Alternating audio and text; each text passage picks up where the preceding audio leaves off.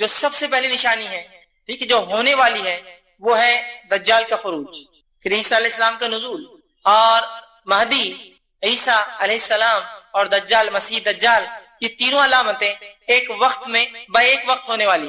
پچھلی کڑی سے اس کڑی کو میں یوں جوڑوں گا کہ سب سے پہلے جو ہے امام مہدی آئیں گے، امت مسلمہ ان کے ہاتھ پر بیعت کریں گی، نیکوکار بدکار برے لوگ مارے جائیں گے، جنگ ہوں گی خود مسلمانوں میں سے اور اس کے علاوہ کافروں میں سے۔ اس کے بعد امن و امان کا ایک ماحول ہو جائے گا، دنیا جو ہے 7، 8 یا 9 برس تک جو ہے ایسا دورہ دیکھیں گی جو اس سے پہلے کبھی نہ دیکھا تھا۔ اس کے بعد ایک زمانہ آئے گا کہ انہی کے زندگی کے ایک وقت میں، ایک مرحلے میں، واللہ عالم یہ کب ہوگا ہم نہیں جانتے، لیکن امام مہدی کے زندگی میں ایک مرحلہ آئے گا کہ جس مرحلے میں دجال کا خروج ہوگا، اور دجال کا جب خروج ہوگا تو اس کو ختم کرنے کے لیے اللہ رب العزت نے اپنی ایک آیت، ایک نشانی اپنے ایک نبی کو اس سے پہلے اٹھا لیا تھا۔ جب اس کی قوم نے یا ان کی قوم نے انہیں قتل کرنے کا منصوبہ ارادہ کیا اور اللہ رب العزت نے ان کو بررفع اللہ علیہ، اللہ نے کہا، اللہ نے اپنی طرف انہیں اٹھا لیا اور بلا لیا، اب اس نبی کے آنے کا وقت ہوگا۔ تو بہرحال یہ دوسری علامت یا بڑی علامتوں میں پہلی علامت، امام مہدی کے دور میں ہی یہ سلسلہ ہوگا کہ دجال جو ہے خروج کر جائیں گا، وہ نکلیں گا، جس کے کڑی اور سلسلے میں پھر عیسیٰ علیہ السلام آئیں گے، اور اس کے بعد دیگر علامتیں ایک کے بعد ایک، پے در پے، ایک کے بعد ایک چلیں گی۔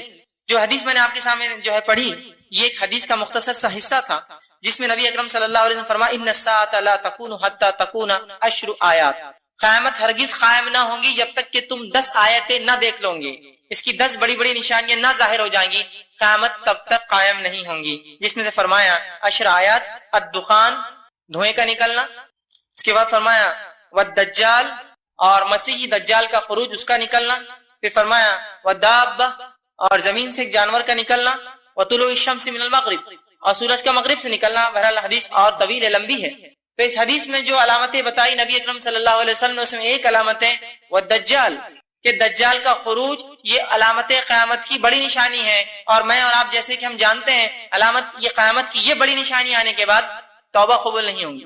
دجال، عیسیٰ علیہ السلام، سورج کا مغرب سے نکلنا، یہ نشانیاں اب جو ہے توبہ کے دروازے بند ہے، یاد رکھیے ایک شخص کے لیے، اس سے پہلے کہ اس نے توبہ کر لی تھی ایمان لا کر، یا اگر مومن تھا تو نیک کام کر لیا، مطلب توبہ کر لی اور نیکی میں بڑھ گیا تو ٹھیک ہے، ورنہ توبہ کے دروازے بند ہے، یاد رکھیے۔ اسی لیے نشانیوں کو جاننا بہت زیادہ اور بھی ضروری ہے ایک مومن کے لیے، اس لیے کہ توبہ اور استغفار کے دروازے بند ہونا ایک بہت زبردست اللہ رب العزت کے ایک رحم، اور جو رحم اور کرم انسان پہ ہوتا ہے کہ اس کی خطاؤں کو معاف کرنے، اس نے توبہ کیا وہ بند کر دے گا، اس سے پہلے جو کرنا ہے کر لے، توبہ کر لے اپنے گناہوں۔ تو بہرحال دجال، اسے مسیحی دجال بھی کہا جاتا ہے۔ اب مسیحی دجال کیوں کہا جاتا ہے، اس کا یہ اسم اس طرح سے کیوں کہا جاتا ہے، اس کے مختلف بہرحال معنی جو علماء نے لکھے ہیں کہ وہ جھوٹا ہوگا، وہ ایک آنکھ سے کانا ہوگا، اس وجہ سے اسے مسیحی دجال کہا جاتا ہے۔ یا دجال کا معنی ہوتا ہے وہ جو دجل اور فریب، دھوکے بازی، جھوٹ، مکر، یا کس جھوٹ کے اندر بالکل اعلیٰ درجے کا، پرلے درجے کا جھوٹا، اس کو کہتے ہیں دجال، بولتے ہیں نامزان میں یہ تو دجال ہے، مطلب جھوٹا ہے۔ تو یہ لفظ ہم سب جانتے ہیں، اس کے تعلق سے بہت ساری غلط فہمیاں ہیں۔ انشاءاللہ عزیز اس عنوان کے اندر میں نے جہاں تک ہو سکی کوشش کی ہے کہ تمام تر روایتیں آپ کے سامنے میں صحیح درجے یا حسن درجے کی رکھوں۔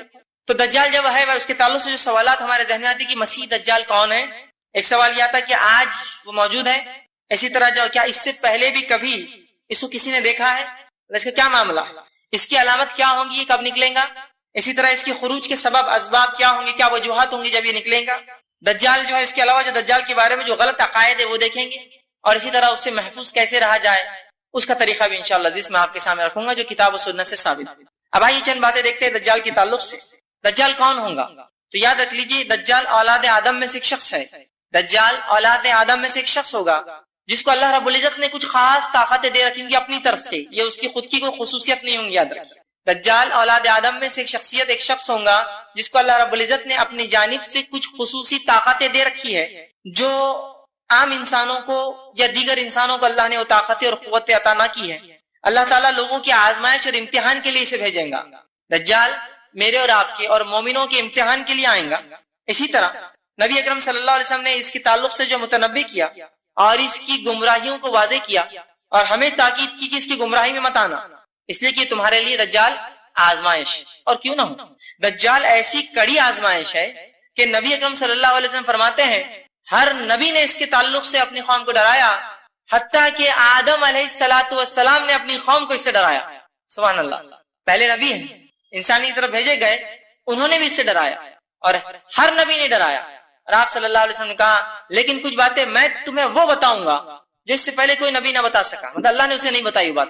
کہا کہ دجال ایک آنکھ سے کانا ہوگا، اندھا ہوگا، ایک آنکھ خراب ہوں گی، اور یاد رکھنا تمہارا رب کانا نہیں. اس سے مطلب یہ ہے کہ یاد رکھ لو وہ اپنے آپ کو رب اعلان کریں گا، تو اللہ کی اسماء و صفات کا علم حاصل کر لو اور جان لو کہ تمہارا رب کانا نہیں، وہ اندھا نہیں، اس کی ایک آنکھ خراب نہیں ہے. سمجھے آپ بات؟ یہ اضافی علم ہے جو اللہ کے رسول فرماتے مجھے ہی دیا گیا، اس سے پہلے نہیں تھا کسی کو.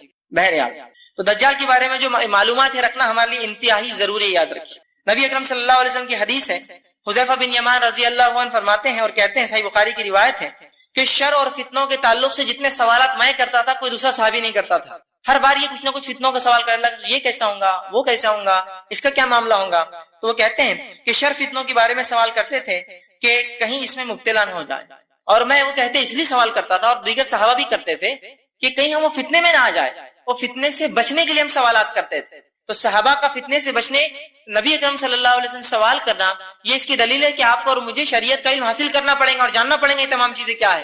جیسے صحابہ جاننے کی کوشش کرتے تھے اور نبی اکرم صلی اللہ علیہ وسلم سے ہر ممکن ہر وقت پوچھتے تھے یہ کیسا، یہ کیا، یہ علامت کیسی، وہ نشانی کیسی، یہ کب ہوگا، فلاں کب ہوگا، تاکہ اپنی نفسوں کو، اپنی آل اولاد کو اور اس قوم اور اس ملت کو اس فتنے سے، اس برائی سے بچا سکے.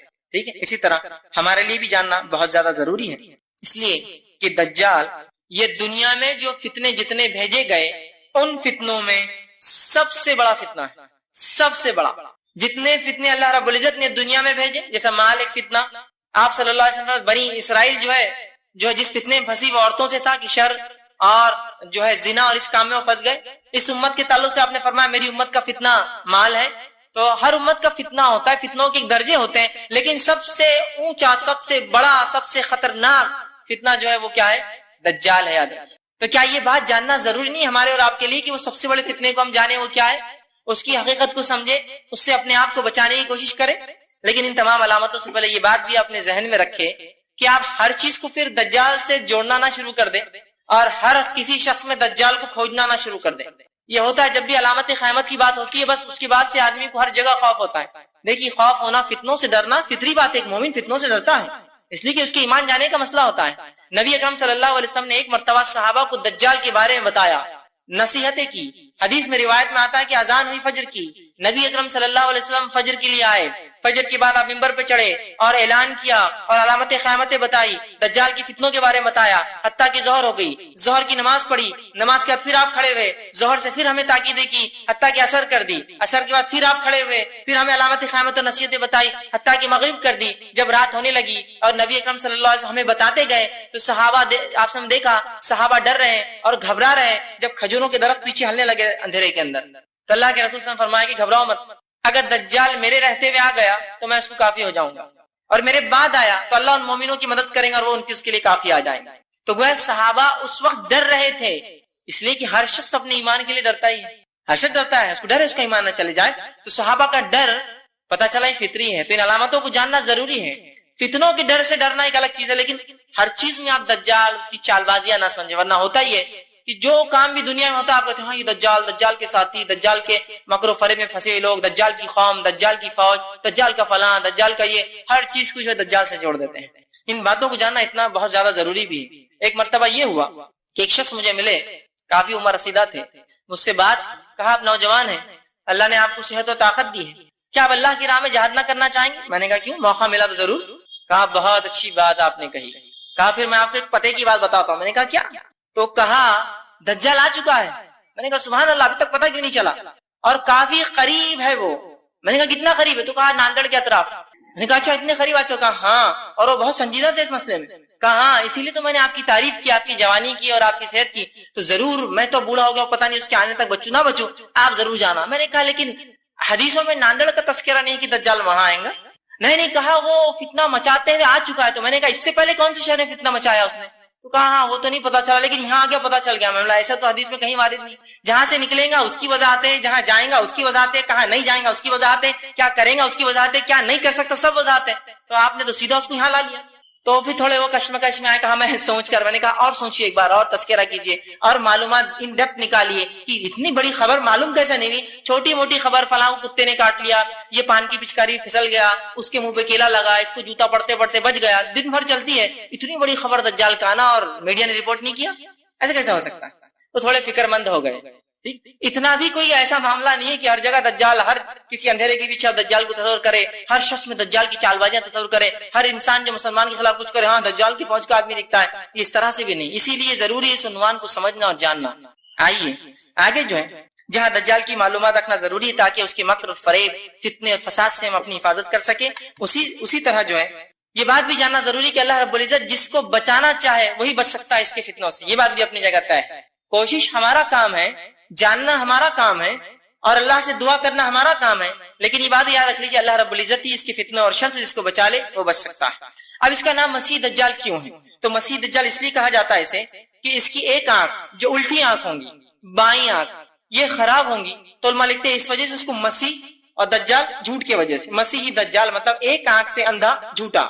اسی طرح علماء لکھتے ہیں کہ وہ چونکہ ساری زمین پر گھومے گا، دجال جب نکلے گا ظہور کریں گا تو پوری زمین پر گھومیں گا، کوئی شہر کوئی بستی اس کی فتنے سے نہیں بچنے والی، یاد رکھیں. تو گھومیں گا چونکہ پورے اس میں، تو لہذا چونکہ وہ گھومیں گا اس وجہ سے اس کو مسیحی کہا جاتا ہے، گھومنے والا، گھوم کر جو دجل مکر فریب جھوٹ کو پھیلائے گا، مسیح دجال.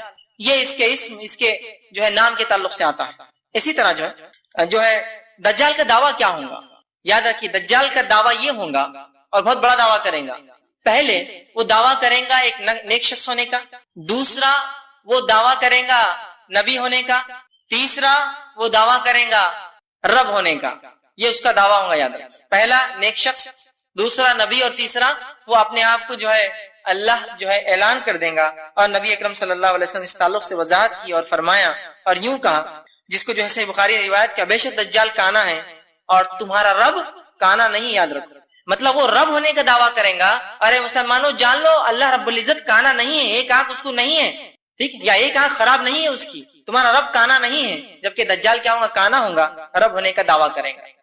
نبی اکرم صلی اللہ علیہ وسلم کے دور میں جب آپ صلی اللہ علیہ وسلم صحابہ کو دجال کے بارے میں بتایا تو صحابہ جو ہے اس معاملے میں بڑا غور و فکر کرنے لگے. اور ایک شخص تھا جس کے اندر کچھ صفتیں صحابہ نے دیکھی جو نبی اکرم صلی اللہ علیہ وسلم دجال کے تعلق سے بتایا کرتے تھے. انہوں نے ایک شخص میں صفت دیکھی. اس کا ایک بڑا لمبا واقعہ آتا ہے، وہ بھی رکھ دیتا ہوں. ابن سیاد نامی ایک شخص تھا جو یہودی تھا، اس کے والدین یہودی تھے، یہ بھی یہودی تھا، اور صحابہ اس کے تعلق سے سوچا کرتے کہ یہ شاید دجال ہے. اور روایت میں آتا ہے، صحیح مسلم کی روایت ہے، عبداللہ ابن عمر رضی اللہ عنہما اس حدیث کے راوی وہ کہتے ہیں، اور یہ کہا آپ نے فرمایا کہ حضرت عمر بن خطاب اور چند دیگر لوگ ابن سیاد کے پاس جانب روانہ ہوئے اور نبی اکرم صلی اللہ علیہ وسلم بھی ان کے ساتھ گئے. وہ فرماتے آگے، انہوں نے اسے بنو مغالہ کے ایک قلعے کے پاس لڑکوں کے ساتھ کھیلتا ہوا پایا. اس وقت ابن سیاد بلوغت کے قریب تھا، مطلب یہ جوان نہیں ہوا تھا، وہ چھوٹا بچہ تھا. نبی اکرم صلی اللہ علیہ وسلم کی جو ہے آمد کا اس وقت اسے پتا چلا جب آپ صلی اللہ علیہ وسلم ساتھ میں تھے، صحابہ کو ساتھ چلے. ابن سیاد جس کے بارے میں صحابہ کو شک تھا، جو صفتیں جو بتائی تھی آپ صلی اللہ علیہ وسلم نے، اس لڑکی کے اندر کچھ باتیں دکھتی تھی، صحابہ نے آپ سے بیان کیا. آپ سے کہا چلو پھر دیکھتے ہیں تاکہ وضاحت ہو جائے صحابہ کے سامنے کہ ایسا ہے یا نہیں ہے. وہ گئے. ابن سیاد کو یہ پتہ ہی نہیں چلا، جب پیچھے گئے اور اس کی پیٹھ پر ایک زوردار مارا تب اسے پتا چلا کہ اللہ کے رسول صلی اللہ علیہ وسلم آئے ہیں. اس کے بعد رسول اکرم صلی اللہ علیہ وسلم فرمایا اور کہا، کیا تو گواہی دیتا ہے کہ اللہ کے سوا اللہ کا میں رسول ہوں؟ کیا تو گواہی دیتا ہے میں اللہ کا رسول؟ تو ابن سیاد نے کہا کہ تم امیوں کی طرف بھیجے گئے نبی ہو. میں نہیں مانتا یہ بات کو، امیوں کی طرف، عربوں کی طرف بھیجے گئے نبی ہو. اس کے بعد آپ صلی اللہ علیہ وسلم پھر ابن سیاد سے فرمایا اور کہا، اس سے کہا، اللہ کے رسول نے پوچھا کیا تو گواہی دیتا ہے کہ میں اللہ کا رسول ہوں؟ تو اس نے کہا، پھر ابن سیاد نے آپ سے کہا کیا تم گواہی دیتے ہو کہ میں اللہ کا رسول ہوں؟ تو آپ صلی اللہ علیہ وسلم نے کہا میں گواہی دیتا ہوں کہ تو اللہ کا رسول نہیں ہے، اور میں اللہ کا رسول ہوں اور میں تمام انبیاء پر ایمان لاتا ہوں جو پچھلے گزرے ہیں. اس کے بعد رسول اکرم صلی اللہ علیہ وسلم کہ اس نے رسالت کا انکار کیا اور آپ صلی اللہ علیہ وسلم نے اس کی رسالت کا انکار کیا. اور اس کے بعد آپ نے پوچھا تجھے کیا نظر آتا ہے؟ تو اس نے کہا، ابن سیاد نے، میرے پاس سچا اور جھوٹا آتا ہے. اس سے مراد اس کے پاس شیاطین آتے تھے جو اس کو سچ اور جھوٹ بولتے تھے. کہا میرے پاس سچا اور جھوٹا آتا ہے. کہا اچھا. اس کے بعد ابن سیاد نے جو ہے جب کہا میرے پاس، آپ نے فرمایا پھر تو تیرا معاملہ تو خلط ملط ہو گیا، تو دجال نہیں، دجال یقینی ہوگا، خلط ملط نہیں، سچا اور جھوٹا نہیں، اس کو پتا ہوگا وہ کیا ہے. تو کہا پھر تو تیرا معاملہ خلط ملط ہو گیا. پھر آپ صلی اللہ علیہ وسلم نے فرمایا میں نے تجھ سے پوچھنے کے لیے دل میں ایک بات چھپا رکھی ہے، ایک چیز چھپا رکھی ہے، کیا تو بتا سکتا ہے وہ چیز کیا ہے؟ اور آپ صلی اللہ علیہ وسلم جب نکلے تھے گھر سے تو آپ پر ایک نئی سورت کی کچھ آیتیں نازل ہوئی تھی، جس سورت کی ان آیتوں کے تعلق سے سورت کا نام آپ نے اپنے دل میں رکھا تھا، ابھی صحابہ کو بھی نہیں کہا تھا۔ تو فرمایا کیا تو جانتا ہے میرے دل میں کیا جو میں نے تجھ سے چھپا رکھا ہے؟ تو ابن سیاد نے جب یہ سنا تو کہا، اور پہلی دیر تو خاموش رہا، اس کے بعد اللہ نے اسے توفیق نہ دی، بولنے کی کوشش کرنا چاہنا تھا، وہ کوشش کیا، بول نہ سکا۔ آپ صلی اللہ علیہ وسلم نے اپنے دل میں دخان لفظ، سورہ دخان نازل ہوئی تھی، وہ لفظ چھپا رکھا تھا، اس نے کوشش کی ان شیاطین کے ذریعے معلوم کرنے کی، نہ کر سکا، لیکن اتنا ضرور معلوم کر سکا اور کہا دکھ دکھ، تیرے دل میں دھواں دھواں ہے۔ آپ صلی اللہ علیہ وسلم نے جب اس نے یہ جواب دیا، آپ کے دل میں ایک لفظ چھپا تھا، کوشش کی، کچھ حد تک پہنچ گیا، یقین تو اسے دخان لفظ نہیں بول سکا، گھبرا گیا، پریشان رہ چکے۔ جب شیاطین کسی کو بات پہنچاتے ہیں نا، وہ مکمل نہیں پہنچا سکتے ہیں، جھوٹ موٹ ملا کر کرتے ہیں، تو کچھ حد تک بہرحال اس نے اس بات کو کہہ دیا اور دکھ کہا، اور اس کو اس کی توفیق نصیب نہیں۔ پھر آپ صلی اللہ علیہ وسلم فرمایا پھٹکار ہے تجھ پر، تو اپنی حیثیت سے آگے نہیں بڑھ سکیں گا، مطلب تو ایک کاہن ہے اور اس کہانت سے آگے نہیں بڑھ سکتا۔ صحابہ کو وضاحت کر دی دجال نہیں، وہ کاہن ہے صرف۔ تو آپ کو پتا چلا کاہن جو کہانت کرتے ہیں وہ آپ کی دل کی بات بھی بتا سکتے ہیں کبھی کبھار، اس لیے کہ وہ شیاطین کے ذریعے، جو آپ نے فرمایا شیطان انسانی رگوں میں کس طرح دوڑتا ہے، خون کی طرح دوڑتا ہے، تو وہ شیاطین جو پرلے درجے کے شعبدے باز ہوتے ہیں، ان شیاطین کے ذریعے آپ کے دل کی بات بھی پتا کر سکتے۔ اس لیے آپ بہت سارے واقعات سنتے ہیں، بہت بڑے فلاں تھے، ان کے پاس کوئی شخص گیا، دل میں برا سوچتا تھا، انہوں نے اس کے گال پہ تھپتا ہوا کہا بیٹا بڑوں کے بارے میں برا نہیں سوچتے۔ آپ بولتے ہیں اس کو کیسے پتا چلا میں برا سوچ رہا تھا؟ سمجھ گئے آپ کیسے پتا چلا؟ اسی طرح کی شیاطین ان کو خبریں دیتے ہیں اس کے دل میں کیا ہے، ٹھیک ہے، شعبدے بازیاں کراتے ہیں، اس طرح کی باتیں۔ تو آپ صلی اللہ علیہ وسلم کے دل میں دکھ تھا، چھپا کے لیے دخان تھا، بہرحال کچھ حد تک مکمل تو نہ بول پا، لیکن ضرور دکھ کے الفاظ کہے۔ اللہ نے اس کو مکمل بولنے کی توفیق نہ دی، لیکن صحابہ کا جو ایک غلط فہمی تھی کہ ابن سیاد جو ہے یہ دجال ہے، وہ معاملہ وہ ہو گیا۔ اس کے بعد آگے کی روایت آتی ہے، سالم بن عبداللہ بن عمر جو ہے فرماتے ہیں، کہتے ہیں کہ عمر بن عبداللہ نے، کہ والد نے ان سے فرمایا کہ آپ صلی اللہ علیہ وسلم اس کے بعد ابن سیاد جب گھر جا کے سو گیا، لیٹ گیا، کیونکہ صحابہ کا بھی تھوڑا شک تھا، آپ سمجھ چاہتے تھے کہ کنفرم ہو جائے، چھپتے چھپتے اس سے گھر کے پاس گئے اور مختلف اس کے کھیت میں پہنچے، وہ سو رہا تھا، اس کی ماں جو ہے کچھ کام کر رہی تھی، اور جھاڑوں کے پیچھے چھپتے ہوئے حضرت عمر ان کے ساتھ سے رضی اللہ عنہ چھپتے ہوئے ابن سیاد تک پہنچنے لگے۔ اتنے میں اس کی ماں نے دیکھ لیا اور کہا ابن سیاد، جو اس کا نام صاف تھا، صاف جو ہے محمد جو ہے تمہیں جو ہے دیکھ رہے ہیں۔ تو اللہ کے رسول صلی اللہ علیہ وسلم فرمایا اگر اس کی ماں بیچ میں دخل نہ دیتی تو پھر تو معاملہ اس کا پورا آج کھل ہی جاتا کہ یہ کیا ہے، کیونکہ وہ کچھ نیند میں بڑبڑا رہا تھا، آپ سے وہ سننا چاہتے تھے کیا بڑبڑاتا ہے۔ بہرحال لیکن آپ صلی اللہ علیہ وسلم گئے، پھر اس سے وہی سوالات کی جو پہلے کیے تھے، کیا تو یہ اس چیز کا جو ہے گواہی دیتا ہے میں اللہ کا رسول؟ اس نے کہا کیا تم گواہی دیتے ہو کہ میں اللہ کا رسول؟ بہرحال پورا معاملہ آپ نے فرمایا کہ ایک شعبدے باز ہے، اس سے زیادہ بہرحال ابن سیاد اور کچھ نہیں تھا۔ اور قیامت تک چونکہ 30 دجال آئیں گے، 30، جس میں سے دجال اکبر وہ مسیحی دجال ہوں گا جو قیامت سے پہلے آئیں گا، اور 29 چھوٹے چھوٹے ہوں گے، ٹھیک ہے۔ لیکن ابن سیاد بہرحال یا تو کچھ علماء کے نزدیک چھوٹا دجال تھا یا ایک شعبدے باز کاہن تھا، لیکن 30 دجال، 30 جھوٹے، اور پورے 30 نبوت کا دعویٰ کریں گے، پورے 30۔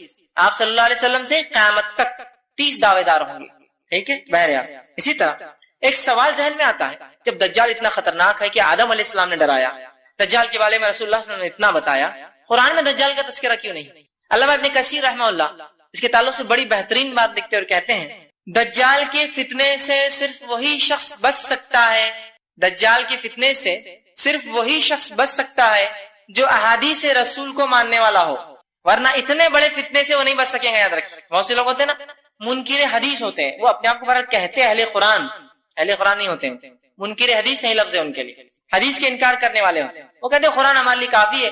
اب چونکہ قرآن میں تذکرہ نہیں دجال کا، لہٰذا ہم نہیں مانیں گے، لہٰذا ہم نہیں مانتے اسے۔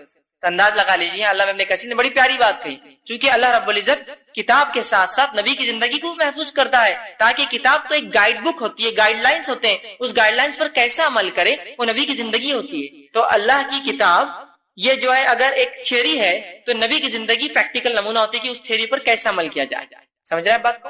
تو بہرحال جو نبی کی سنت پر عمل کریں گا، حدیث رسول کے ماننے والا ہوگا، وہی بچ سکیں گا، ورنہ باقی تو پھر ڈوب جائیں گے اسی چکر میں کہ قرآن میں نہیں۔ اور واقعتاً قرآن میں بہت ساری باتیں نہیں علامت قیامت کے تعلق سے، چند باتیں تو ہے، عیسیٰ علیہ السلام کا آنا، یاجوج و ماجوج کا خروج ہونا، زمین سے جانور کا نکلنا، سورج کا مشرق مغرب سے نکلنا، کچھ ہے، سب نہیں ہے، لیکن تو اس میں سے یہ بھی ایک بڑی نشانی موجود نہیں ہے۔ تو بہت سے لوگوں کو ایک شبہ ہوتا ہے، شبہ کا جو بہرحال آپ ازالہ کر لیں، ٹھیک ہے۔ اسی طرح آپ صلی اللہ علیہ وسلم نے 10 نشانیاں فرمائی کہ قیامت سے پہلے 10 نشانیاں آئیں گی، اور یہ 10 نشانیاں میں جب ایک آ جائیں گی تو باقی ایسے آئیں گی جیسا مالا ٹوٹنے کے بعد موتی کے بعد کھسکنا شروع ہو جاتا ہے، بالکل فوراً ایک کے بعد ایک.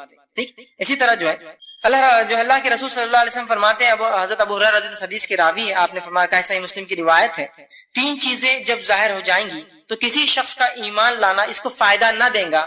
اس سے پہلے اگر ایمان نہ لا چکا ہو، سورج کا مغرب سے طلوع ہونا، دجال کا نکلنا اور زمین سے بڑے جانور کا نکلنا، ان 3 چیزوں سے پہلے ایمان ضروری ہے، ورنہ ایمان کوئی فائدہ مند نہ ہوگا. اسی طرح ہم دیکھتے ہیں کہ عبداللہ ابن عمر رضی اللہ عنہ حدیث کے راوی آپ فرماتے ہیں اور کہتے ہیں، صحیح مسلم کی روایت ہے کہ ایک روز آپ صلی اللہ نے لوگوں سے خطاب کیا کھڑے ہوئے، اور آپ صلی اللہ نے جو ہے اللہ رب العزت کی حمد و ثنا کی اور فرمایا، میں تمہیں اس سے ڈرا رہا ہوں اور ہر نبی نے اپنی قوم کو اس سے ڈرایا ہے. میں تمہیں دجال سے ڈراتا ہوں اور ہر نبی نے اپنی قوم کو ڈرایا ہے، لیکن میں ایک ایسی بات تمہیں بتاؤں گا جو اس سے پہلے انبیاء نے نہیں بتایا اور کہا، تو جو ہے دجال کانا ہے، اور یاد رکھو تمہارا رب کانا نہیں ہے. ٹھیک، تو یہاں اللہ کے رسول سے وضاحت کی. اسی طرح خروج دجال، دجال کے نکلنے سے پہلے کیا معاملات ہوں گے، کیا واقعات ہوں گے، کیا حالات ہوں گے دنیا کی، ذرا وہ بھی دیکھ لیتے ہیں. تو خروج دجال سے پہلے نافع بن عتبہ بن ابی وقاص رضی اللہ عنہ یہ فرماتے ہیں اور کہتے ہیں، آپ صلی اللہ علیہ وسلم فرمایا اور کہا، تم جزیرے عرب میں جنگ کرو گے. یہ ان حدیث کی وضاحت ویسے میں نے پہلے کی ہے، جو امام مہدی کے اس میں نہیں تھی، بہرحال پھر ایک خالی مختصر سا پھر بریفنگز دے رہا ہوں کہ آپ صلی اللہ علیہ وسلم چونکہ بہت طویل واقعات ہیں جو گزر گئے ہیں، جو امام مہدی کے ہم نے پچھلے کڑی میں دیکھ لی ہے، اس کے اندر بہرحال مختصر دہراتا ہوں. تو تم عرب میں حملہ کرو گے، امام مہدی آئیں گے، تم ان کے ساتھ مل کر حملہ کرو گے اور فتح یابی حاصل ہوگی. پھر تم جو آپ سے فرماتے ہیں تم ایران پر حملہ کرو گے، اللہ فتح دیں گا. پھر تم جو ہے اس کے بعد آپ فرماتے ہیں جو ہے تم جو ہے رومیوں پہ حملہ کرو گے، اللہ تعالیٰ تمہیں فتح عطا فرمائیں گا. پھر تم دجال سے جنگ کرو گے، اللہ تعالیٰ اس پر بھی تمہیں فتح عطا فرمائیں گا. تو یہ سلسلہ ہوگا کہ مسلمانوں کی جنگیں ہوں گی، امام مہدی ہوں گے، مسلمان ایران عراق سے لڑیں گے اور مسلمان روم سے لڑیں گے، اور خود جزیرۃ العرب کے اندر چونکہ برائی پھیل جائیں گی، پہلے وہی جنگ ہوں گی، اس کو ختم کیا جائے گا، اور اس کے بعد جو ہے دجال کا فتنہ نکلے گا. یہ فتنہ کب نکلے گا اس کے تعلق سے بہرحال وقت نہیں کہ میں وضاحت پوری کروں، بس حدیث کا مختصر جو ہے ایک ٹکڑا اور جملہ رکھ دیتا ہوں جو ہم نے پچھلی بار دیکھا تھا امام مہدی کے. اس میں امام مہدی آ جائیں گے، اس کے بعد عیسائی اور مسلمانوں میں صلح ہوگی. صلح ہونے کے بعد مسلمان ایک تیسرے دشمن سے لڑیں گے.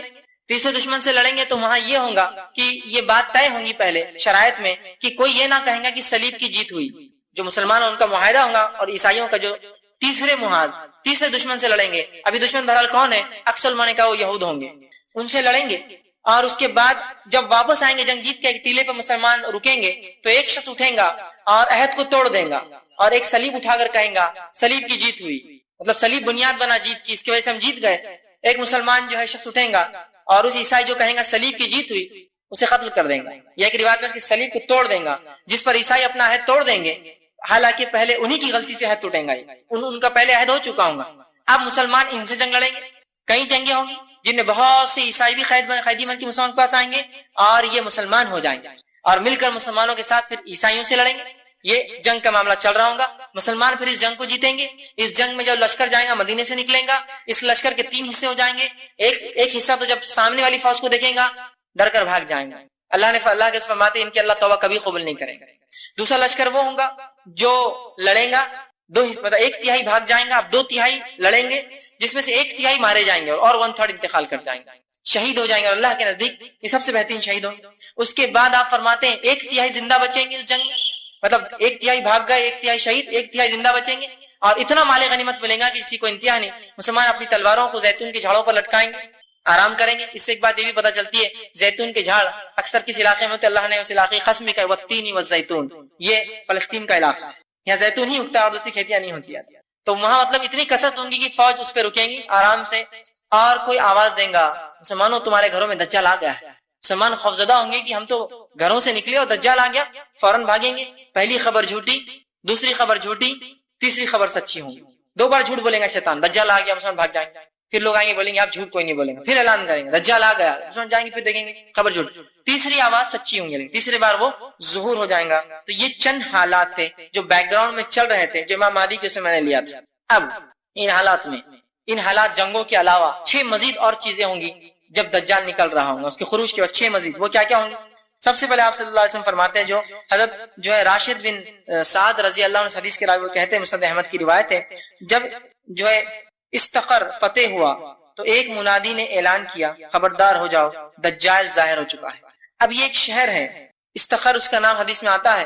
یہ شہر جو ہے یہاں جو ہے یہ جو ہے ایران کا ایک قدیم شہر ہے, یاد رکھے استخر. بہرحال قدیم زمانے میں ایک شہر تھا, آج بھی کچھ آبادیاں ہیں. تو اس شہر میں مسلمان جنگ لڑیں گے اور وہاں اعلان ہوگا کہ دجال نکل گیا ہے. اسے دو باتیں ہوتی ہیں, ہو سکتا ہے مسلمان ایک ساتھ کئی فرنٹس پہ لڑ رہے ہوں گے مہدی کے ساتھ, ادھر بھی جنگیں چل رہی ہیں ایران عراق میں, ادھر بھی جنگیں چل رہی ہیں فلسطین اور اس کے علاقے میں, وہ امکانات کافی ہے, یاد رکھیے. ٹھیک, اس لیے فرمایا کہ فتح اور منادی اعلان دے گا کہ دجال نکل گیا, تو ایک جنگ ہوگی اس مقام پہ جب مسلمان ہوں گے تو وہ ہوگا. اب بہت سے شہروں کے تعلق سے آپ تاریخ جانتے ہیں جو آپ سب کے زمانے میں نہیں تھے, جو تھے آج نہیں ہے, ہو سکتا ہے قیامت سے پہلے پھر آباد ہو جائے. ہوتا ہے نا اس طرح سے, آبادی ایک شہر میں بستی ہے, شہر اجڑ جاتے ہیں, پھر کئی زمانوں بعد سال 2000 سال 4000 پھر آبادی وہاں بس جاتی ہے. ٹھیک, تو بہرحال وہاں ہوگا. اسی طرح آپ فرماتے اور کہتے ہیں, اور آپ نے فرمایا دجال اس وقت تک نہیں نکلے گا جب تک کہ لوگ اس کا ذکر سے غافل نہ ہو جائے. دوسری چیز کہ دجال جب تک نہیں نکلے گا جب تک کہ لوگ اس سے غافل نہ ہو جائیں, حتیٰ کہ خطیب اپنے وعظ اور نصیحت میں بھی اس کو بھول جائیں گے. مطلب لوگ دینی شرعی علم سے اتنے دور ہو جائیں گے کہ دجال کو بھول جائیں گے, تب تک دجال نہیں آئے گا, یاد رکھیں, جب تک کہ اس کو بھلا نہ دیا جائے. دوسرا ایک تیسری بات آپ فرماتے ہیں, تم یہ کہتے ہو اچھا تھا میں تمہیں بتا چکا ہوں کہ میں رسول اللہ صلی اللہ علیہ وسلم سے یہ بلکہ تیسری بات آپ فرماتے ہیں دجال کے تعلق سے کہ جب تک لوگ غافل نہ ہو جب تک جو ہے دجال جو ہے نہیں نکلیں گا. اسی طرح دجال کی جسمانی علامتیں کیا ہوں گی, یاد رکھیے, جسمانی فزیکل صفتیں کیا ہوں گی. تو یاد رکھیے دجال کی اتنی تفصیلی جسمانی صفتیں آپ نے بتائی کہ ان صفتوں کو پڑھنے کے بعد میں سمجھتا ہوں ایک بیوقوف آدمی ہے جو دجال کو انسان نہ سمجھے اور اس کو ٹی وی اور پتہ نہیں کیا کیا ہوتا ہے لوگوں کے پاس, ایک آنکھ والا ہوگا تو بولے ٹی وی ہے نا, ایک آنکھ دکھتی ہے نا. تو دجال کے بارے میں درس چل رہا ہو, دجال پہ ہی آپ دیکھ رہے ہیں. لوگوں کا معاملہ اس طرح سے ہے چونکہ لا علمی اتنی عام ہو چکی ہے جسی کو انتہا نہیں, اور علم سے واقعتاً ہم اتنے دور ہے کہ کسی کو انتہا نہیں, کہ مطلب کبھی کبھار تعجب ہوتا ہے کہ کیا ہوگا اس قوم اور امت کا.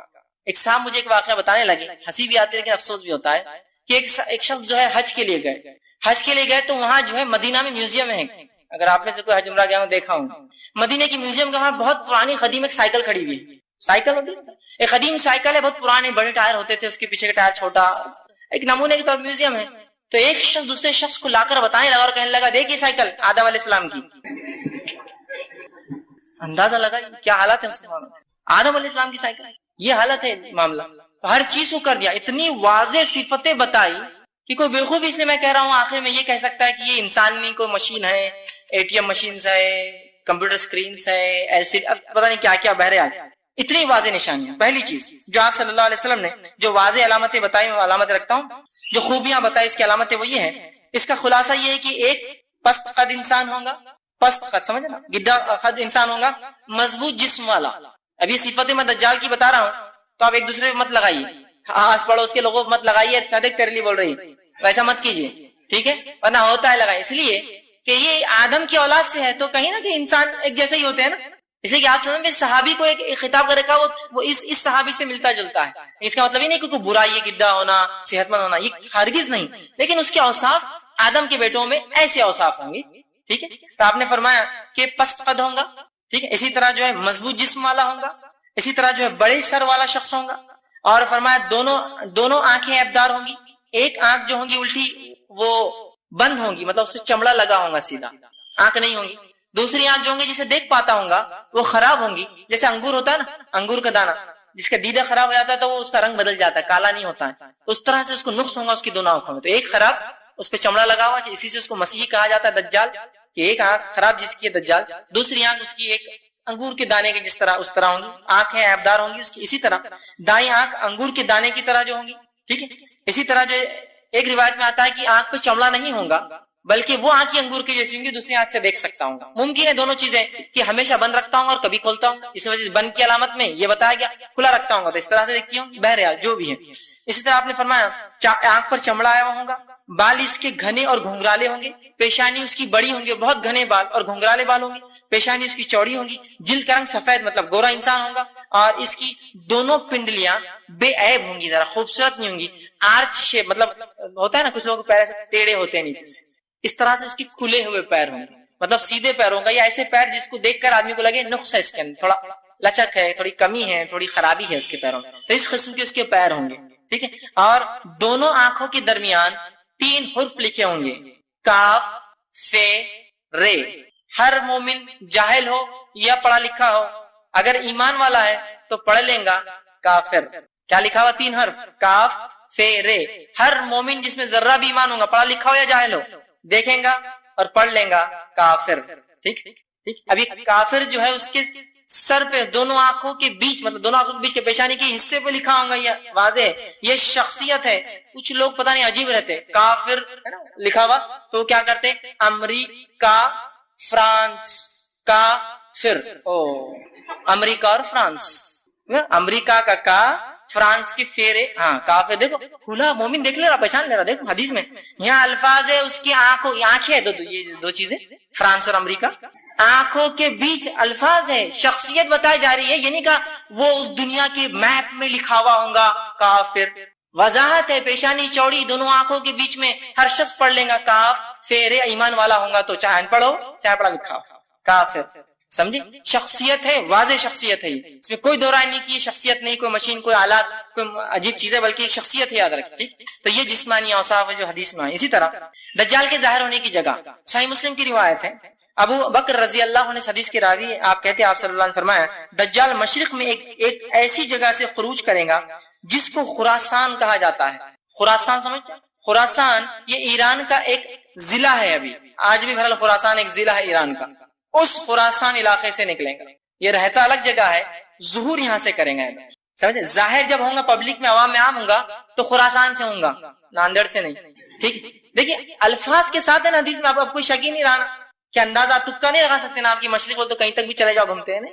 الفاظ ہے خراسان سے ظاہر ہوں گا، مطلب جب پہلی خبر لوگوں کو ملیں گی تو وہ خراسان میں ہوں گے اور وہاں سے اپنا مشن وہ چالو کریں گے. رہتا کہیں اور ہے، ظاہر کہیں اور سے ہوں گا اور پورے دنیا میں اس کے بعد وہ گھومیں گا. تو فرمایا جو ہے خروج اس کا خراسان سے کا، اس کا ایک شہر خراسان سے ہوں گا اور اس کی پیروی ایسے لوگ کریں گے جن کے چہرے منڈی ہوئی ڈھالوں کی طرح ہوں گے، مطلب چپٹے چہرے والے لوگ ہوں گے جو اس کی پیروی کریں گے اس زمانے میں. بہرحال کون ہوں گے واللہ عالم، لیکن ایک حدیث میں اس کی وضاحت اور بھی آتی ہے. بہرحال تو آپ نے فرمایا خراسان سے نکلیں گے ظاہر جب ہوں گے. اسی طرح دجال ابتدائی ظہور اور شہرت شام اور عراق کے درمیان ہوں. ایک روایت نے فرمایا نکلیں گا خراسان سے، لیکن جو شہرت اس کو ملیں گی، پبلسٹی ملیں گی، وہ عراق اور شام کے بیچ میں کسی بستی میں ملیں گے. رہتا کہیں اور ہے، ظاہر خراسان سے ہوں گا، لیکن پبلکلی اناؤنسمنٹ اور جو اس کے نقصانات ہیں وہ پتہ چلیں گے جب وہ عراق اور شام کے بیچ میں کسی شہر میں، چونکہ وہ سفر کریں گا شہر شہر، بستی بستی، گھر گھر جائیں گا، تو وہاں جو ہے ظاہر ہوں گا اور وہاں سے اس کو پاپولیرٹی ملے گی، وہاں سے جو ہے وہ مشہور و شہرت پالیں گا ان 2 علاقوں کے بیچ میں. اسی طرح جو ہے نواز بن سمعان رضی اللہ عنہ فرماتے ہیں اور کہتے ہیں وہ شام اور عراق کے درمیان ایک مقام سے ظاہر ہوں گا. خراسان سے نکلیں گا، کچھ لوگ وہاں تیاری کریں گے، وہ مشہور اور جو ہے شہرت پائیں گا عراق اور شام کے بیچ کے برابر ایک علاقے میں. اسی طرح دجال کیا وہ کوئی شخص ہے؟ کیا آج وہ ہے؟ آئیے اس کا جواب ہم دیکھتے ہیں. اب اس کا جواب آ رہا ہے. ایک پورا طویل واقعہ ہے جو صحیح مسلم کی روایت ہے. حدیث میں عامر بن شرجل اشجعی، انہوں نے ایک بار جو ہے فاطمہ بنت قیس رضی اللہ عنہا سے کہا مجھے کوئی ایسی حدیث سنائیے جو آپ صلی اللہ علیہ وسلم سے آپ نے راست سنی تھی اور اب تک کس کو نہیں بتائی، اور مجھے بتائیے آپ حدیث. اچھا تم ایسی حدیث مجھ سے سننا چاہتے ہو جو آپ صلی اللہ علیہ وسلم نے راست سنی، مطلب کسی اور کی طرح نہیں، میں خود تھی، تو سنو. پھر انہوں نے فرمایا اور کہا ہے ایک روز رسول اللہ صلی اللہ علیہ وسلم کی منادی نے آواز دی، اعلان کیا کہ نماز کو آؤ.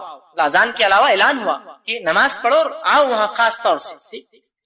اس کے بعد جب منادی دی اور آواز سنی، وہ اعلان کر رہا تھا لوگوں نماز کھڑی ہونے والی ہے. مطلب اذان تو ہو گئی تھی لیکن کچھ نہ کچھ اسپیشل پروگرام ہے، اس لیے وہ کہہ رہا تھا نماز کھڑی ہو رہی، چلو مطلب اس کے بعد بیٹھنا ہے، تمہیں کچھ سننا ہے. اس کے بعد وہ کہتی ہے کہ یہ سن کر میں بھی مسجد چلی گئی اور جب میں صف میں کھڑی ہوئی تو مردوں کے بعد کی جو عورتوں کی پہلی صف تھی اس میں تھی، مطلب ایک دم فور فرنٹ، میں سب سے سامنے بیٹھی اور سن رہی تھی. جب آپ صلی اللہ علیہ وسلم نماز پڑھ چکے اور نماز پڑھنے سے آپ فارغ ہوئے تو آپ ممبر پر جلوہ افروز ہوئے، ممبر پر بیٹھے چڑھ کر، اور آپ صلی اللہ علیہ وسلم جو ہے آپ کا چہرہ خوشنما تھا، آپ کے چہرے پر مسکراہٹ تھی، آپ کے چہرے پر تبسم تھی، مسکراہٹ تھی، آپ خوش تھے جیسے کوئی چیز کی تصدیق ہو رہی. ہاں یہی تھا، ایسے ہی معاملہ تھا، خوش تھے آپ. اس کے بعد آپ صلی اللہ علیہ وسلم فرمایا کہا ہر شخص اپنی جگہ پر بیٹھ جائے اور میری بات غور سے سنیں، میں کیا سنانا چاہتا ہوں. مطلب نماز کے علاوہ منادی جو دی گئی تھی اس مسئلے کے لیے تھی، اور فرمایا بیٹھا رہے اور فرمایا آپ نے فرمایا کہ اللہ کی قسم میں تم کو جو باتیں رغبت دلاتا تھا جو دجال کے تعلق سے، اب وہ باتیں جو میں نے تم سے کہی تھی دجال کے تعلق سے ایک شخص اس کی تصدیق کرنے آیا ہے.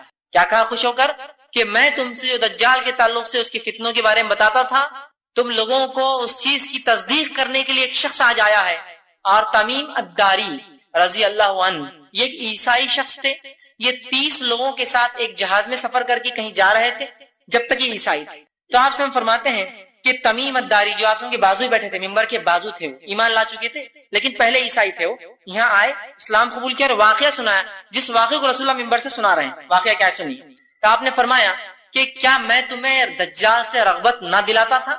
اب آؤ سنو۔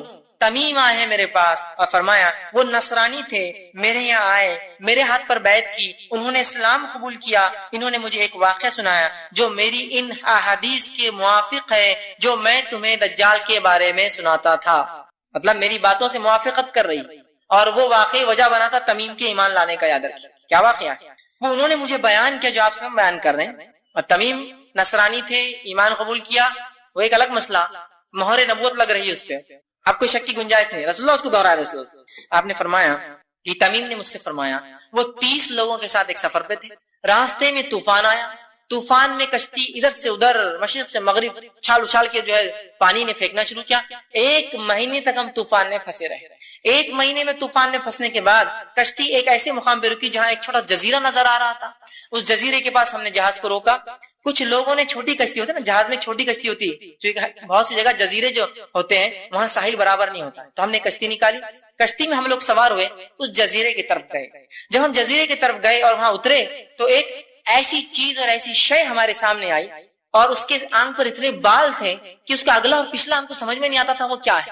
ہم نے کہا اے شخص تجھ پر لعنت ہو، کون ہے تو؟ تیرا نہ اگلا سمجھتا ہے نہ تیرا پچھلا سمجھتا ہے۔ مطلب اس کے جسم پر اتنے زیادہ بال تھے کہ تعجب اور حیرانی سے انہوں نے کہا کہ یہ لعنت ہے تجھ پر منوس، کیسا تو انسان ہے، تیرا اگلا پچھلا کو سمجھتا نہیں، تو ہے بھی کیا چیز؟ تو اس نے کہا میرا نام جساسا ہے۔ تو نے کہا جساسا؟ تو کہا میں کسی کا جاسوس ہوں، میں کسی کا جاسوس ہوں، اور کہا میرا آقا جو اس محل میں بند ہے تمہیں بلاتا ہے، ذرا چلے جاؤ۔ تمیم کہتے ہیں کہ ہم پہلے ہی سے گھبرا لیے تھے، جس کا نہ اگلا سمجھتا نہ پچھلا سمجھتا تھا کیا ہے، مطلب اتنے بال تھے، ہم ڈرے ہوئے تھے۔ ہم نے سوچا اب چلے جانا چاہیے اس کے مالک کے پاس، چونکہ اب ہم تابع ہو گئے تھے نا، اب جزیرے پہ اتر گئے، اب اتنی خطرناک شے ایک چیز سامنے آ گئی۔ ہم لوگ دوڑے اور وہاں گئے۔ جب اس محل میں گئے تو اس جساسا نے کہا، اس نے کہا تم لوگ اس شخص کے پاس جاؤ جو الگ تھلگ ایک دور جگہ میں رہتا ہے اور تمہارے بارے میں جاننے کا بڑا خواہش مند ہے، مطلب اس کو علم ہے کہ تم لوگ یہاں آئے ہو اس جزیرے کے۔ وہ کہتے ہیں کہ اس جساسا نے جب اپنا نام لیا تو ہمیں اندیشہ ہو گیا اور ہم یہ سوچنے لگے شاید یہ شیطان ہے، اور اب اس کی بات ماننا پڑیں گے۔ تو ہم سوچنے لگے چونکہ وہ عیسائی تھے، ابھی مسلمان نہیں تھے، شاید یہ شیطان ہے، اور ہم جو ہے جلدی جلدی سے جو اس خانقاہ اس محل کی طرف بھاگنے لگے کہ کم از کم اس سے تو نجات ملے گی، شیطان سے، اس کے آقا سے مل لیں گے، اور بھاگنے لگے، چل پڑے۔ جب ہم اس میں داخل ہوئے تو ہم نے ایک عظیم الجشا ایک شخص دیکھا، بہت ہیوی ہیکل۔ اب آپ بولیں گے ایک طرف تو کچھ باتیں آ رہی ہے بستخط کی، ایک طرف ہیوی ہیکل، انشاءاللہ بعد میں اس کی وضاحت کروں گا۔ ہیوی ہیکل، بہت بڑا ایک شخص تھا جس کو جو ہے مضبوطی سے زنجیروں میں باندھا ہوا تھا، اس کے دونوں ہاتھ اس کی گردن پہ باندھے ہوئے تھے، ہوتا نا جو بہت خطرناک قیدی ہوتے ہیں ان کے ہاتھ باندھ دیتے ہیں، اور اس کے دونوں پیر گھٹنے سے لے کر ٹخنوں تک باندھے ہوئے تھے زنجیروں میں، اور زنجیریں جو ہے لگی ہوئی تھی کہ وہ ہلچل بھی نہیں کر سکتا تھا اور بھاگ بھی نہیں سکتا، ہاتھ بھی بندھے تھے پیر بھی بندھے تھے۔ ہم اس شخص کے پاس گئے اور عظیم جیسا شخص تھا، بہت مضبوطی باندھا تھا، اس کے دونوں ہاتھ اسی گردن سے باندھے ہوئے تھے اور گھٹنے سے ٹخنوں تک لوہے کی زنجیروں میں جکڑا تھا۔ ہم نے کہا تیرے لیے ہلاکت تو کون ہے؟ وہ ایک شیطان دکھ رہا تھا اور ایک تم کون ہو؟ تو شخص نے کہا، اس نے کہا تم لوگ میرے بارے میں جاننے میں کامیاب ہو گئے، پہلے تم مجھے کچھ بتاؤ، میں پھر بعد میں اپنا تعارف دیتا ہوں میں کون ہوں۔ تو کہا پوچھ پھر کیا پوچھنا۔ تو ہم نے کہا، دوست نے کہا تم لوگ کون ہو، پہلا سوال۔ ہم نے کہا، تمیم کہتے ہیں ہم نے کہا ہم عرب لوگ ہیں، عرب سے آئے ہیں، ہم ایک بحری جہاز میں سفر کر رہے تھے، سمندر میں طوفان آیا، طوفان نے تھپڑے مارے، 30 دن تک ہم پریشان رہے، 30ویں دن طوفان تھما، کشتی آ کے ساحل پہ رکی، ہم چھوٹی کشتی میں سوار کے یہاں آئے، وہ ایک شخص ملا جس کا نہ اگلا سمجھتا تھا نہ پچھلا سمجھتا تھا، ہم نے اسے بددعا دی، اس نے کہا تم بلا رہے ہو، اور جب ہم نے یہ سنا تو ہم جو ہے تمہارے پاس آ گئے ملنے۔ کہا اچھا یہ معاملہ ہے۔ پھر اس شخص نے کہا، اور وہ کہتے ہیں، اس نے کہا تم لوگ جو ہے تم کون ہو؟ ہم نے کہا ہم عرب ہیں، ایک بحری جہاز اور پورا واقعہ سنا ہے، اور وہ جانور ہمیں جو یہاں لے آیا۔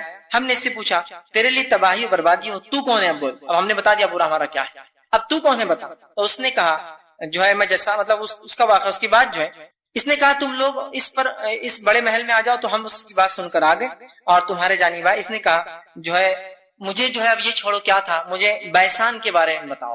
ابھی بھی اس نے اپنا تعارف نہیں دیا، کہا مجھے بیسان کے بارے میں بتاؤ، اور بیسان فلسطین کے ایک شہر کا نام یاد رکھیں، آج بھی وہ شہر۔ تم وہ سب چھوڑو، مجھے بیسان کے بارے میں بتاؤ، میں اپنا تعارف ابھی نہیں دوں گا، بعد میں دے دوں گا۔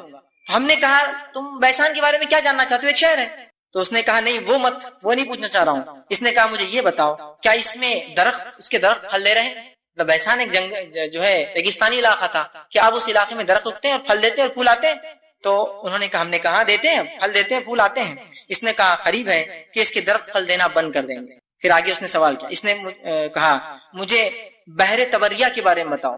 بحر تبریہ یاد رکھیے یہ جو ہے فلسطین کے بیچ میں ایک بہت بڑا دریا ہے، بحر تبریہ۔ تو کہا مجھے بحر تبریہ کے بارے میں بتاؤ۔ تو ہم نے پھر کہا اس کے بارے میں بتاؤ۔ ہم نے کہا تم اس چیز کے بارے میں کیا جاننا چاہتے ہو، کیا بتائیں؟ تو اس نے کہا کیا اس میں پانی موجود ہے، کیا اس میں پانی ہے؟ تو انہوں نے جواب دیا ہاں بہت پانی ہے، لوگ کھیتی باڑی کرتے ہیں اس سے۔ تو اس نے کہا قریب اس کا پانی ختم ہو جائے گا۔ اس نے پھر آگے کہا، اس نے کہا مجھے زغر کے چشمے کے بارے میں بتلاؤ۔ ہم نے پوچھا کیا جاننا چاہتے ہو؟ زغر کا چشمہ یہ جو ہے اردن جارڈن کے علاقے کے اندر جو فلسطین اور بحر میت ڈیڈ سی کا علاقہ ہے، ڈیڈ سی سے ادھر فلسطین ہوتا ہے، ادھر باؤنڈری کے ادھر جو ہے جارڈن ہوتا ہے۔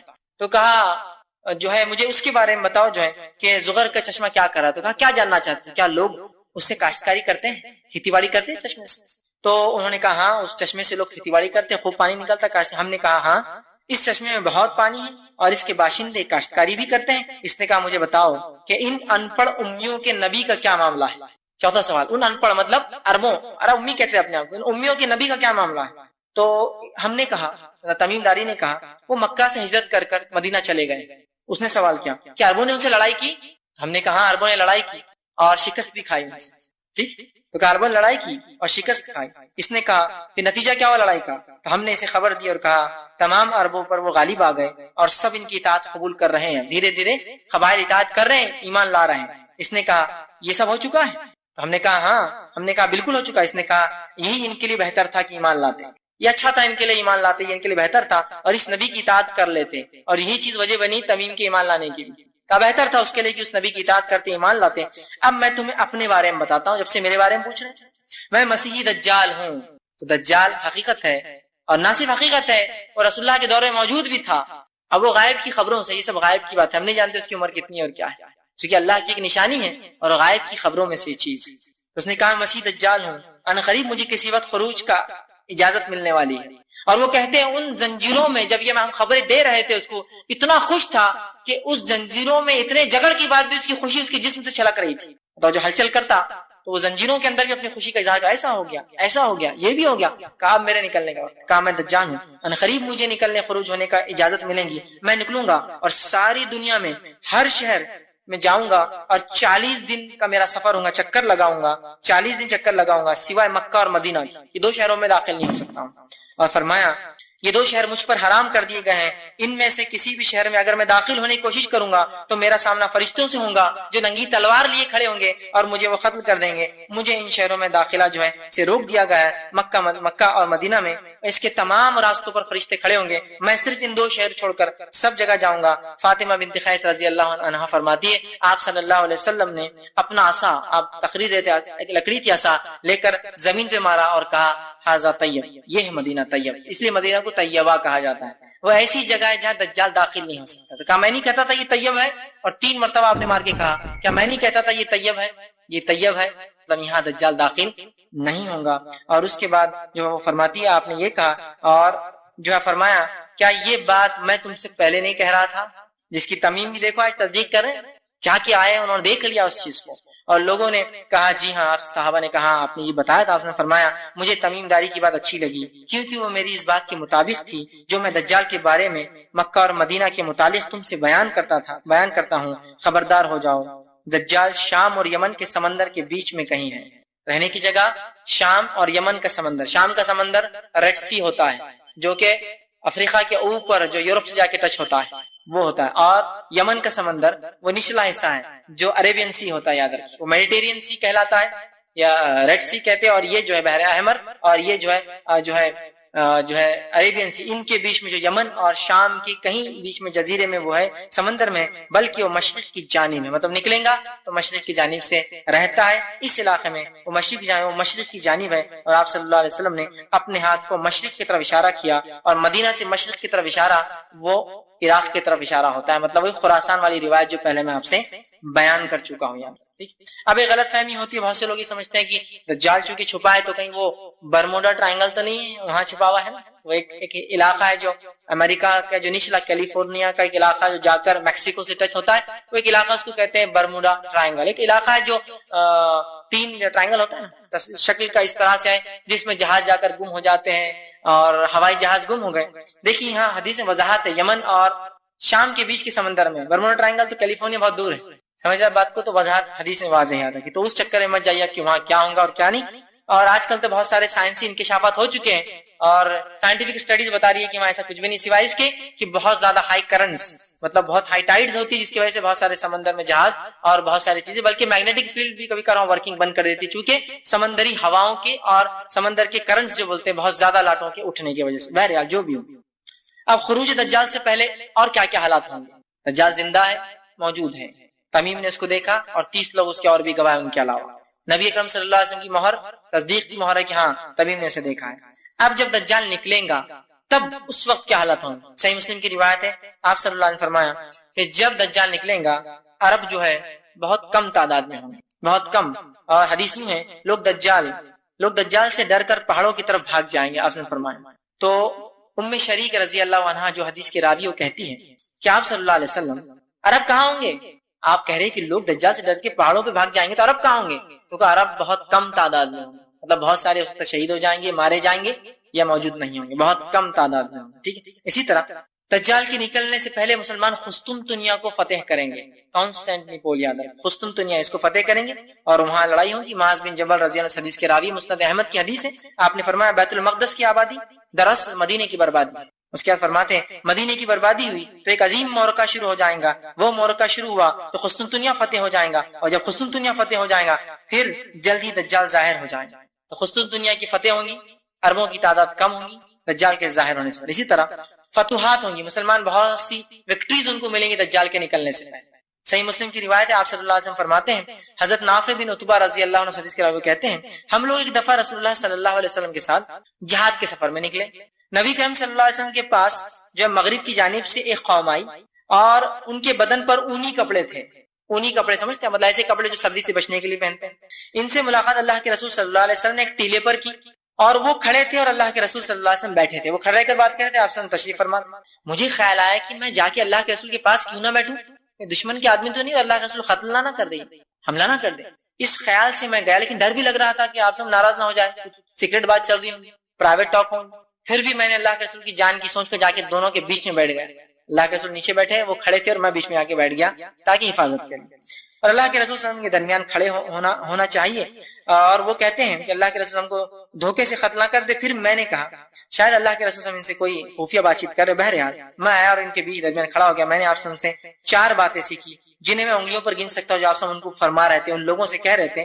آپ نے فرمایا تم جزیرے عرب میں جنگ کرو گے تو اللہ تعالیٰ اسے فتح کر دے گا، پھر فرمایا پھر تم ایران پر حملہ کرو گے اللہ تعالیٰ اسے فتح کر دے گا، پھر تم روم پر حملہ کرو گے اللہ تعالیٰ تمہیں اسے فتح کر دے گا، پھر دجال پر حملہ کرو گے اللہ تعالیٰ تمہیں اس معاملے میں بھی فتح یاب دے گا اور کامیاب کر دے گا۔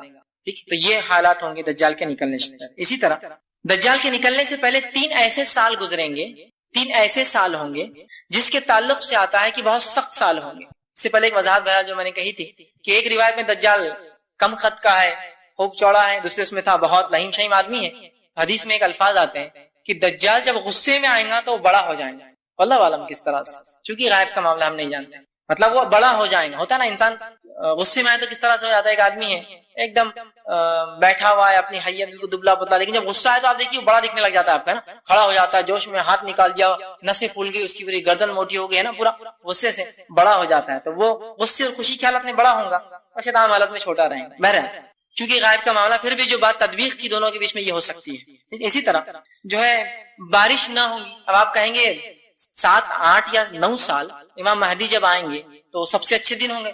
اب یہاں یہ روایت ہے کہ دجال کے آنے سے بارش، جبکہ امام مہدی زندہ ہے وہاں، یہ کیسے ہوگا؟ ہو سکتا ہے جو آپ کے ہاتھ پہ ایمان لا جو مسلم سلطنت ہو وہاں خوشحالی ہوں گی، لیکن ابھی بھی آبادیاں باقی ہوں گی جہاں بدحالی ہوں گی. پاسبلٹی، ہر پاسبلٹی ہے، چونکہ یہ سب غائب کی باتیں ہیں. کڑی کو جوڑنا ممکن نہیں ہوتا ہے. علماء کچھ تدبیر کرتے ہیں، ملانے کی کوشش کرتے ہیں، لیکن پھر آخر میں کہنا پڑتا ہے واللہ عالم بالصواب، اللہ ہی بہتر جانتا ہے کیا ایسا، لیکن ہوگا. تو آپ سے فرمایا، ابن ماجہ کی روایت ہے، ابو امامہ باہلی رضی اللہ عنہ حدیث کے راوی وہ کہتے ہیں آپ صلی اللہ علیہ وسلم نے فرمایا دجال کے آنے سے پہلے 3 سخت سال گزریں گے. پہلا سال، لوگ ان سالوں میں شدید بھوک اور پیاس میں رہیں گے، مبتلا ہوں گے. پہلے برس اللہ تعالیٰ آسمان کو حکم دیں گا کہ وہ اپنی 1/3 بارش روک دے، زمین کو حکم دیں گا 1/3 اناج روک دے. آسمان سے 1/3 بارش کم، زمین سے 1/3 پیداوار کم. دوسرے سال اللہ آسمان کو حکم دے گا 2/3 بارش روک لے، زمین کو حکم دے گا 2/3 پیداوار روک دے. سیکنڈ ایئر 2/3 آسمان سے بارش کم، 2/3 جو ہے زمین سے پیداوار کم. تیسرے سال اللہ حکم دے گا زمین آسمان کو کہ 1/3 بھی نہیں، کچھ بارش نہ برسائے، حتیٰ کہ آپ سے فرماتے ایک قطرہ بھی پانی نہیں کریں گا. اور اس کے بعد فرمایا زمین کو حکم دے گا کچھ نہ ہوگا، اور اس سال کچھ بھی نہ ہوگے گا. آپ صلی اللہ علیہ وسلم فرماتے ہر شے مر جائیں گی، گائے بھینس بکریاں جانور سب مر جائیں گے سوائے اس کے جس کو اللہ زندہ رکھنا چاہے. بہت سخت 3 سال گزریں گے جب دجال آئیں گا. اسی طرح دجال جب آئیں گا تو فتنوں کی کثرت ہوں گی، یاد رکھیے بہت فتنے ہوں گے دنیا میں، اتنے فتنے کہ جس کی کوئی انتہا نہیں. یاد رکھیے تو بہت با کثرت جو ہے فتنے ہوں گے، اور اس کے بعد جو ہے دجال اس وقت نکلیں گا. اب جو ہے دجال جو ہے کیسے ظاہر ہوں گا، کہاں ہوں گا دیکھ لیا ہم نے، اس سے پہلے کے حالات دیکھ لیا. اب کیسے ظاہر ہوں گا، تو تمیم داری نے جو دجال کے تعلق سے بتایا کہ دجال جب ظاہر ہوں گا تو وہ شدید غصے کے عالم میں جو باہر نکلیں گے، شدید غصے کے عالم، اس کو بہت غصہ ہوگا، اور اس عالم میں جو ہے وہ اپنے قید سے باہر آئیں گا. اس کی روایت یہ ہے، اور ان قریب شدید غصے کے عالم میں اس کی زنجیریں ٹوٹ جائیں گی اور وہ اپنی قید سے باہر نکلیں گے.